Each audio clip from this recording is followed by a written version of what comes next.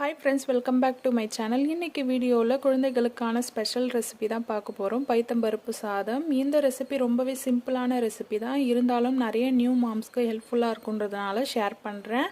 1 இயர்க்குள்ள இருக்கிற பேபிஸ்க்கும் எந்த மாதிரி கொடுக்கணும்னு டீடைலா சொல்லியிருக்கேன். வீடியோவை கடைசி வரைக்கும் பாருங்க.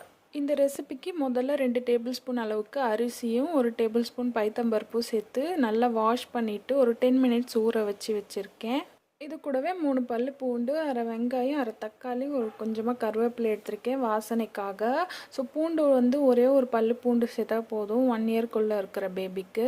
இப்போ ஊற வச்ச அரிசியை வந்து இந்த குக்கர் பாத்திரத்தில் சேர்த்துடலாம். இப்போ இது கூடவே பூண்டு, கருவேப்பிலை, வெங்காயம், தக்காளி, கொஞ்சமாக சீரகம், ஒரு சிட்டிகை அளவுக்கு பெருங்காயம், ஒரு சிட்டிகை மஞ்சத்தூள், 1/4 டேபிள் ஸ்பூன் மிளகாய் தூள் சேர்த்துட்டு கொஞ்சமாக தண்ணி சேர்த்துட்டு ஹை ஃப்ளேமில் வச்சு நல்லா கொதிக்க விடுங்க. 1 இயர்க்குள்ளே இருக்கிற பேபிக்கு மிளகாய் தூள் மட்டும் ஸ்கிப் பண்ணிடுங்க. 2 நிமிஷம் கொதிச்சதுக்கு அப்புறம் ஒரு லிட் போட்டு க்ளோஸ் பண்ணிடுங்க.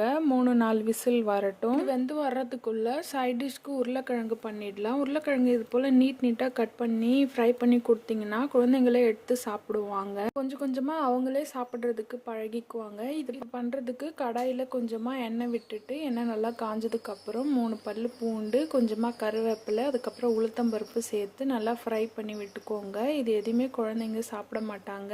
ஸோ ஜஸ்ட் ஃப்ளேவருக்காக தான் ஆட் பண்ணுறது. இது கூடயே உருளைக்கிழங்கு வந்து ஒரு 2 நிமிஷம் வறுத்ததுக்கு அப்புறமா உப்பு சேர்த்துக்கோங்க. உப்பு சேர்த்துட்டு கொஞ்சமாக காரப்பொடி போட்டுக்கோங்க.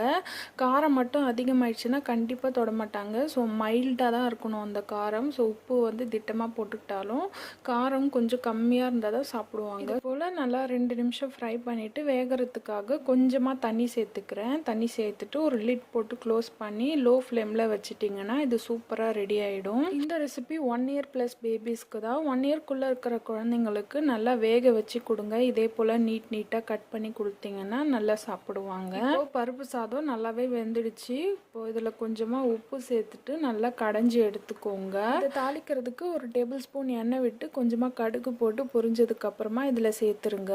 1 இயர்க்குள்ளே இருக்கிற பேபிஸ்க்கு மட்டும் தாளிப்பு கொடுக்காம உப்பு சேர்க்காம இதை விட இன்னும் கொஞ்சம் நைஸாக கடைஞ்சி கொடுங்க.